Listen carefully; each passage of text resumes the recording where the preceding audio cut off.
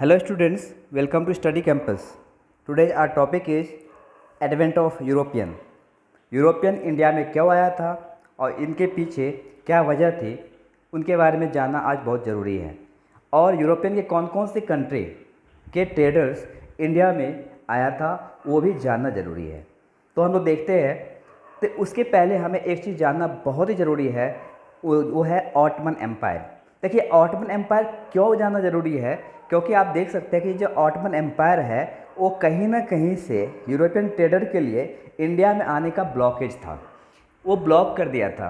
In the sense आप बोल सकते हैं कि जो अरेबियन ट्रेडर्स है वो डायरेक्टली यूरोपियन ट्रेडर्स को इंडिया के साथ ट्रेडिंग नहीं करने देता था, और इसका ज़्यादा से ज़्यादा बेनिफिट अरेबियन ट्रेडर्स को होता था। अरेबियन ट्रेडर्स इंडिया से सामान खरीदता था और यूरोपियन ट्रेडर्स के हाथों बेचता था।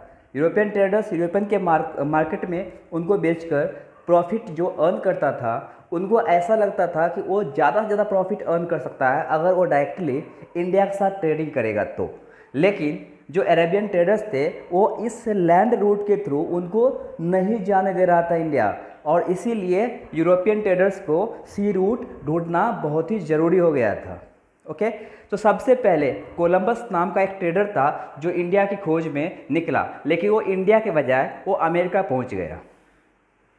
1493 में कोलंबस इंडिया की तरफ तो निकला, लेकिन इंडिया ना पहुंच के वो अमेरिका पहुंच गया।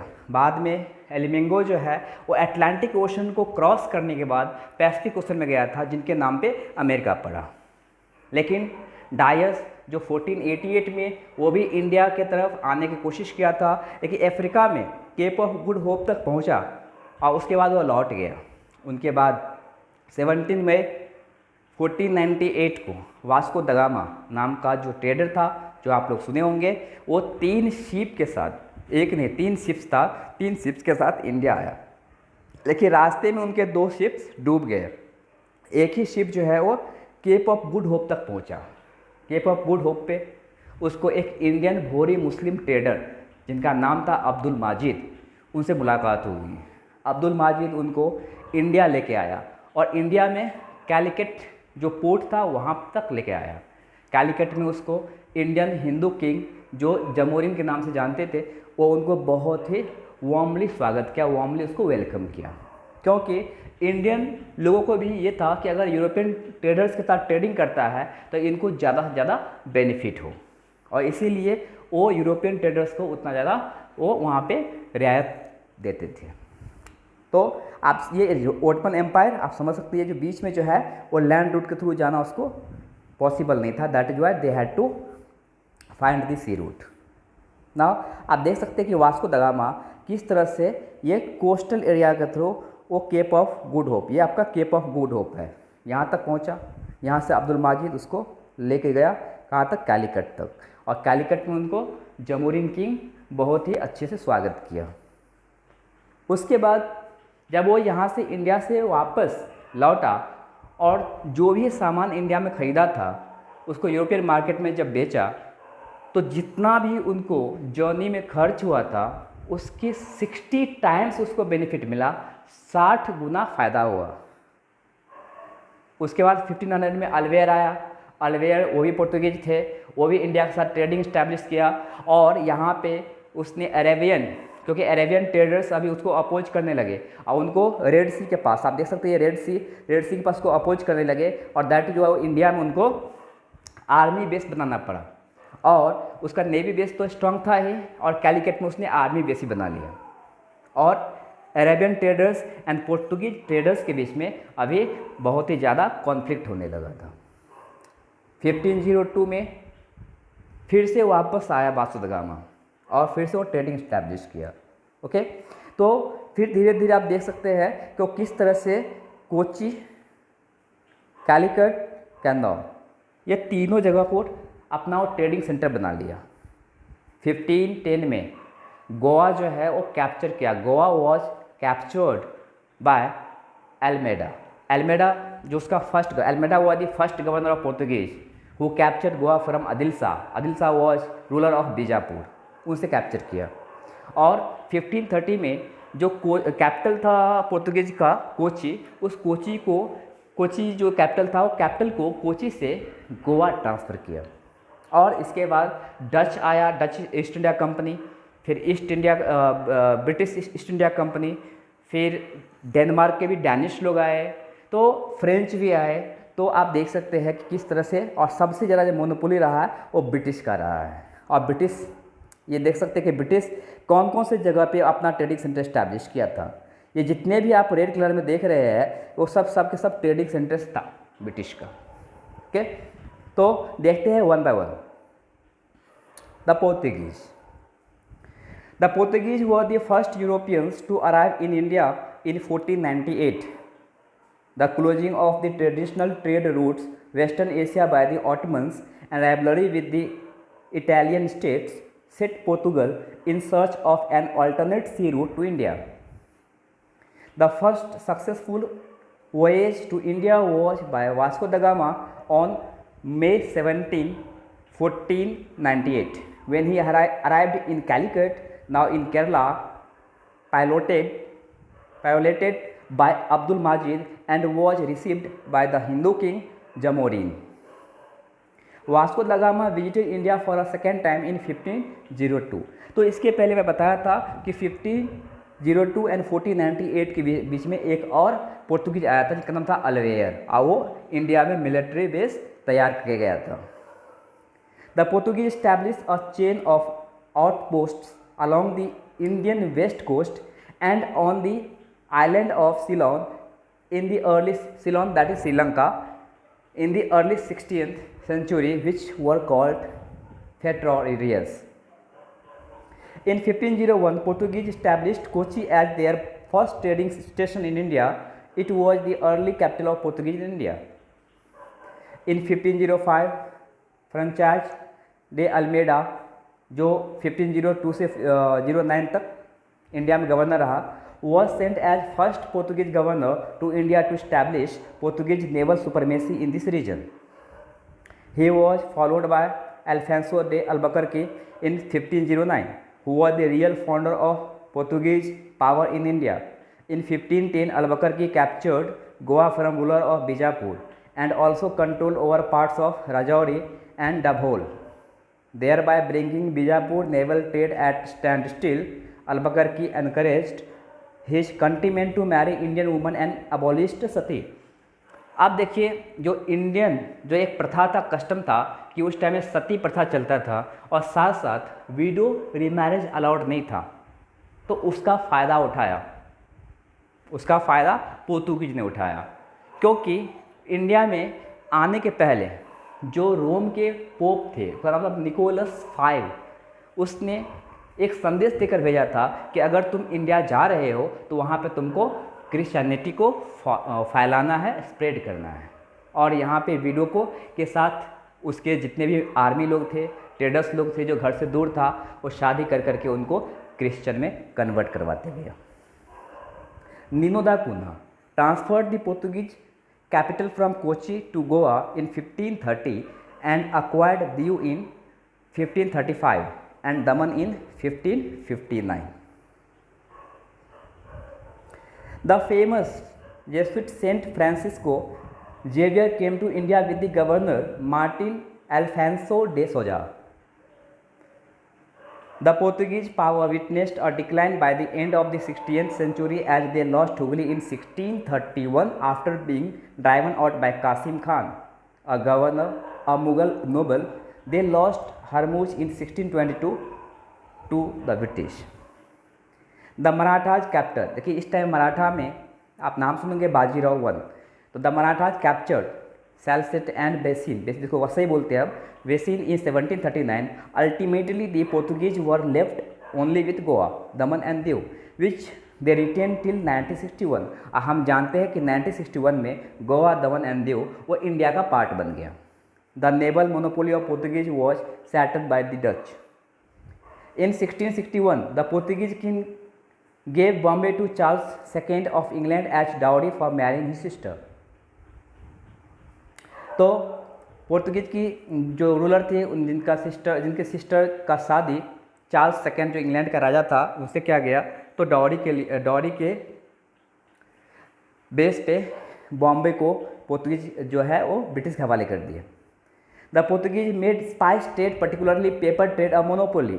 आप समझ सकते हैं जो पेपर ट्रेड था, ब्लैक पेपर ट्रेड, वो मोनोपोली था किसके लिए? पोर्तुगीज के लिए, क्योंकि पोर्तुगीज इंडियन ओशन में 100 ईयर्स तक मोनोपोली किया, रूल किया। The Portuguese had armed vessel plying in the Indian Ocean and Arabian Sea. Ships carrying commodities which were not given passes, that is called cartage, by the Portuguese officials were confiscated by them. The cartage was first issued in 1502. Cartage, that is called passes, which was available at their custom house. The booty thus obtained yielded a sizable source of income, which was again visited in trade. In Carthage, it was specifically mentioned that certain items like pepper, horses, ginger, coir, sheep, pitch, sulfur, lead, saltpeter, cinnamon, etc. were not to be loaded on other ships. अब बारी है British की, क्योंकि हमें मालूम है British जो है वो इंडिया में एक बहुत ही बड़ा इम्पेरियलिज्म खड़ा कर लिया था, एक बहुत बड़ा एम्पायर खड़ा कर लिया था। So the growth of east India companies trade and influence, क्योंकि स्टार्टिंग का जो उसका फेज रहा है 1600 से 1740 तक, ये जो फेज है वो ट्रेडिंग फेज ही रहा है। उसके बाद जो है वो पॉलिटिकल एडमिनिस्ट्रेशन में वो एंट्री करता है। So John Mildenhall, a merchant adventurer, was the first English man who arrived in India in 1599। जिस टाइम में, उस टाइम में इंडिया का जो मुगल बादशाह था जिसका नाम था अकबर, अकबर के टाइम में 1599 में आया था। By overland route ostensibly for the purpose of trade with Indian merchants. The English East India Company was formed by a group of merchants known as Merchant Adventurer in 1599. The company was given a charter by Queen Elizabeth I on 31st December 1600, giving it the monopoly of eastern trade for 15 years. In 1608, the company decided to open a factory, the name given to a trading depot at Surat. The English ambassador Captain Hawkins arrived at Jahangir's court to seek permission for trade with India. He was granted a mansab of 400 Jat. देखिए यहाँ पे मनसब, क्योंकि उस time में Mughal empire में, Mughal administration में मनसबदारी system था। मनसब means क्या, यहाँ पे दो टाइप के होते थे, जाट एंड सवार, तो उनको 400 जाट का मनसब दिया गया था। In 1611, as a result of Portuguese intrigue, he was expelled and had to leave Agra for Surat, where he met Henry Middleton. Middleton, head of 3 big English ships. In 1612, 2 English naval ships under Captain Best reached Surat, defeated a Portuguese naval squadron at Kuala near Surat, and again in 1615 by Nicholas Downton. A farman was issued. देखिए actually यहाँ पे आप देखेंगे तो पोर्तुगीज को जब British ने हराया था तो उनसे जहांगीर बहुत ही खुश हो गया था, क्योंकि पोर्तुगीज को हराना बहुत ही मुश्किल था। पोर्तुगीज जो है नेवी में इंडियन जितने भी रूलर्स थे उनसे बहुत ही ज़्यादा स्ट्रांग था, इसलिए पोर्तुगीज से लड़ना इतना आसान नहीं था। लेकिन जब पोर्तुगीज को ब्रिटिश ने हराया था और जहांगीर को ये जब खबर मिली थी, जहांगीर बहुत ही ज़्यादा खुश हो गया था और इसीलिए उसने इंडियन ट्रेडर्स जो ब्रिटिश ट्रेडर्स थे, मर्चेंट्स थे, उनको फरमान जारी किया, उनको अलाउ किया कि आप इंडिया में कंपनी खड़ा कर सकते हो। A farman was issued by Jahangir permitting the English to build a factory at Surat in 1613 under Thomas Ellsworth and also on the west coast. Sir Thomas Roe came to India and as ambassador of James to Jahangir's court in 1615. 1615 में Thomas Roe India में आता है, जहांगीर के court में जाता है और जहांगीर से बात मनवा लेता है कि वो इंडिया के जितने भी पार्ट है अलग अलग जगहों पे वो अपना फैक्ट्री को इस्टेब्लिश कर सके। Received imperial command to trade and establish factories in different parts of India. In 1619, by the time Sir Thomas Roe left India, English had already set up factories in different part of India. देख सकते हैं कि 1619 तक India के अलग अलग part में British अपना कंपनी पूरा का पूरा इस्टेब्लिश कर लिया था। Captain Best succeeded in getting a royal command to open factories in Surat, Kambaya, Ahmedabad and Goa in 1613. In South, factories were established at Masulipatanam in 1611 and at Armagaon near Pulicat in 1626. Francis Day obtained the site of Madras from the Raja of Chandragiri with permission to build a fortified factory in 1639, which was named Fort St. George. All the English settlements in East India, Bengal, Bihar and Odisha and their command were placed under the control of the President and Council of Fort St. George in 1661. The company acquired Bombay from Charles II on lease of £10 annually.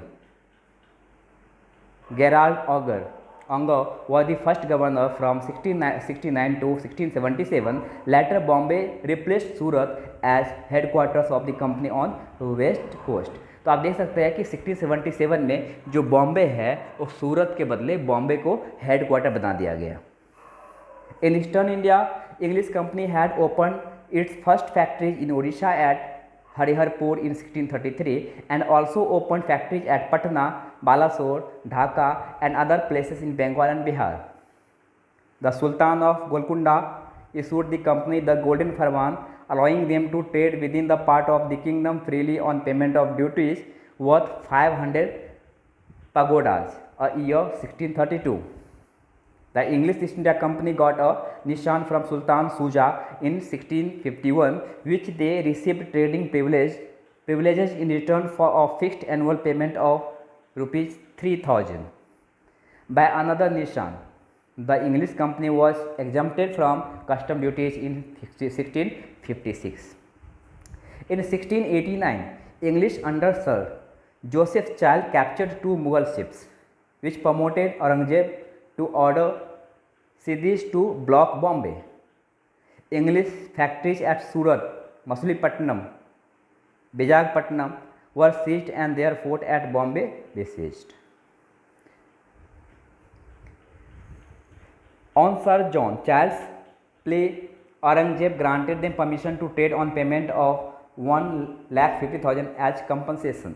क्योंकि जब मुगल के 2 ships को British ने capture किया था तो औरंगजेब के साथ फिर लड़ाई करना पड़ा था. औरंगजेब उसमें जीत गया था और ब्रिटिश के बहुत सारे फैक्ट्री को उसने औरंगजेब ने बंद कर दिया था. बाद में जॉन चार्ल्स औरंगजेब के सामने माफ़ी मांगता है और फिर औरंगजेब उनको परमिशन देता है, लेकिन बदले में उनसे वॉर कंपनसेशन लेता है 1.5 crore rupees. The company acquired zamindari of Sutanati, Kalikata and Govindpur in 1698, which later grew into the city of Calcutta. तो आप देख सकते सूतानाती, कलकत्ता, आप देख सकते हैं कि ये जो 3 जो गांव वो खरीदा था, ये 3 गांव जो वो खरीदा था, सूतानाती, कालीकाता एंड गोविंदपुर, 1698 में ब्रिटिश ने ये तीनों गांव को खरीदा था और बाद में यही तीनों गांव को वो कलकत्ता के नाम से जाना गया था.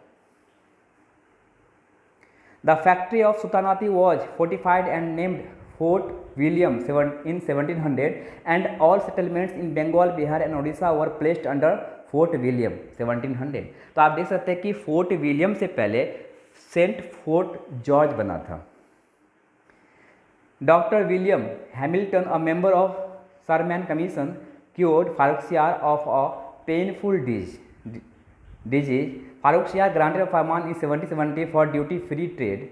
The farman also gave British the right to reign additional territory around Calcutta.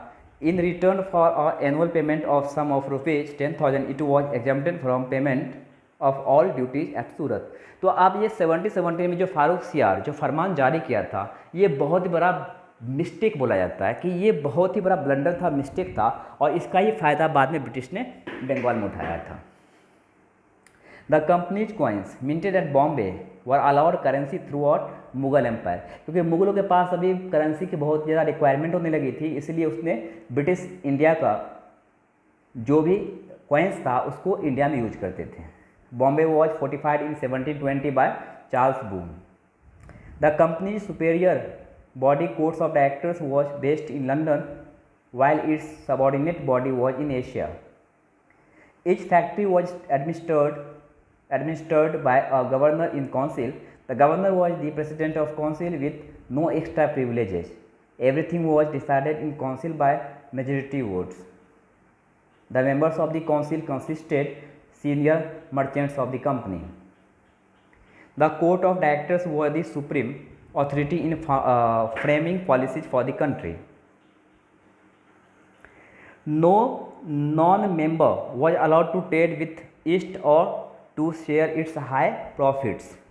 Many English merchants continued to trade in Asia in spite of monopoly of East India Company. देखिए ईस्ट इंडिया कंपनी का monopoly था, लेकिन फिर भी बहुत सारे और भी इंग्लिश मर्चेंट थे जो एशिया के साथ ट्रेडिंग करता था. They called themselves free merchants and the company called them interlopers. In 1694, Parliament passed a resolution that all citizens of England had equal right to trade in the East. The rivals of the company founded another company known as New Company and was consequently granted monopoly of trade with East. Old Company refused to give up its profitable trade. After long-drawn conflict, both the companies agreed to join hands, and a new company, the Limited Company of Merchants of English Trading to the East India, was formed in 1708. तो आप देख सकते हैं कि starting में जो east India company था, बाद में जो है एक न्यू कंपनी करके ओपन हुआ था, क्योंकि जो अदर ट्रेडर्स थे जिनको वो लोग इंटरपोलर बोलते थे, उन लोग को ट्रेडिंग नहीं करने देता था. देखिए वो अपना कंपनी खड़ा करके इंडिया में ट्रेडिंग करता था, उसको 1708 में दोनों साथ में मिल गया. Then Dutch East India Company was formed in 1602. Its chief administrative center was Batavia. In 1595, first Dutch expedition under Cornelis de Holyman crossed the Cape of Good Hope to reach Sumatra and Bantam in 1596. तो Sumatra बंतम जो है वो Indonesia में है, वहाँ पे वो पहुँचा था. Dutch company was governed through 17 directors commonly known as the Gentlemen 22. The main interest of the Dutch was the Indonesian archipelago and the Spice Islands, but later they broke the Portuguese monopoly in India. They popularized textile trade and also exported indigo, saltpeter and raw silk. In 1639, Dutch encircled Goa. In 1641, captured Malaysia. In 1658, captured Sri Lanka. The largest Portuguese settlement was captured by the Dutch. They had two factories in the interior of the Golconda territories. They got the right to mint coins at Pulicat in 1657. By Farman of 1676, the Golconda ruler granted the Dutch complete freedom from tariffs in Golconda. In Bengal region, two more factories were established by the Dutch in Khankool in 1689 and in Malda in 1676, but both had to close down soon. The Dutch succeeded in getting Farman from Mughal Emperor Jahangir for trading along the west coast. They were exempted from the tolls from Burhanpur to Bombay and Ahmedabad. Shah Alam granted total exemption to the company from paying transit throughout the Mughal Empire. Aurangzeb confirmed all privileges granted by Shah Jahan to the Dutch in Bengal in 1662. Jahandar Shah confirmed all the privileges granted by Aurangzeb in Coromandel in 1712. Dutch commercial activities began to decline by the beginning of 18th century and with the Battle of Badera, जो कि last battle था Dutch और British का, with the English in 1759 came to an end.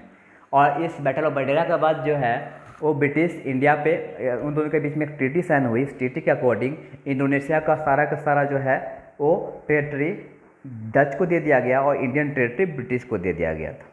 The French East India Company was formed under state patronage by Colbert in 1664 under the reign of Louis XIV. The French company was created, financed and controlled by the state, and it differed from the English company, which was a private commercial venture. In 1667, a French group under Francois Caron reached India, and in 1668 he set up the first French factory at Surat. Later, Maracara set up a factory of Masulipatanam in 1669 by securing a patent from the Sultan of Golconda. In 1672, Admiral de la Haye defeated Sultan of Golconda and Dutch to capture Saint-Thome. In 1673, two French, Francois Martin and Bellanger de Lespinay acquired from the Muslim governor of Valikoindapuram, Sher Khan Lodi, a small village. The village developed into Pondicherry and its first governor was Francois Martin. They acquired Chandernagar in Bengal from Mughal governor Shaista Khan in 1690. In 1693, Dutch snatched Pondicherry from French but was restored in 1697 by Treaty of Rescue.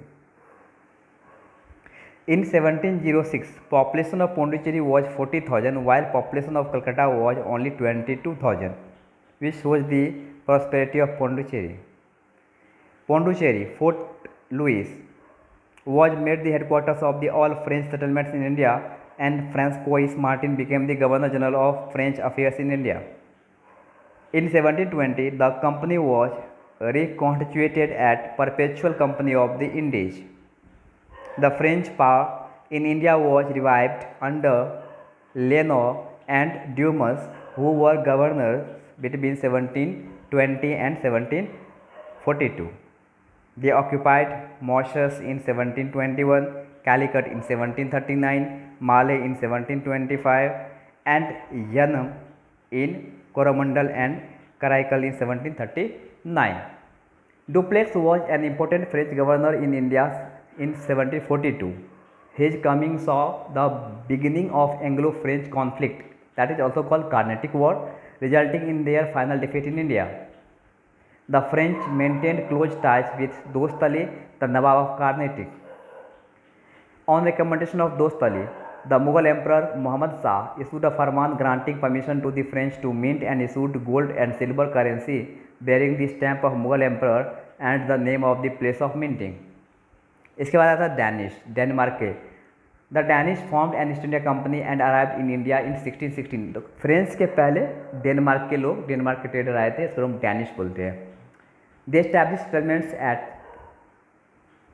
टैनक्वेबा Tamil Nadu in 1620 and at Shrirampur Bengal in 1776. Shrirampur actually है श्रीरामपुर, लेकिन इसको श्रीरामपुर बोलते हैं. Was their headquarter in India. At one time the Danish Swedish East India companies together imported more tea to Europe than the British did. They could not establish their position in India and eventually sold all their Indian settlements to the English in 1845. They were more concerned with missionary activities than trade. They established their factories at Masulipatam and Porto Novo. During the 18th century, the English and the French succeeded in ousting the Dutch and the Portuguese traders from the Indian soil and became fiercely competitive. Soon after the death of Aurangzeb, the political stability of the subcontinent dwindled, leading to the interference of the English and the French in the affairs of the country. तो हम देखें कि किस तरह से पहले पोर्तुगीज आए, फिर ब्रिटिश आए. ब्रिटिश के पहले एक्चुअली डच आए हैं, लेकिन अगर ब्रिटिश बोलते हैं, लेकिन पहले डच आए थे.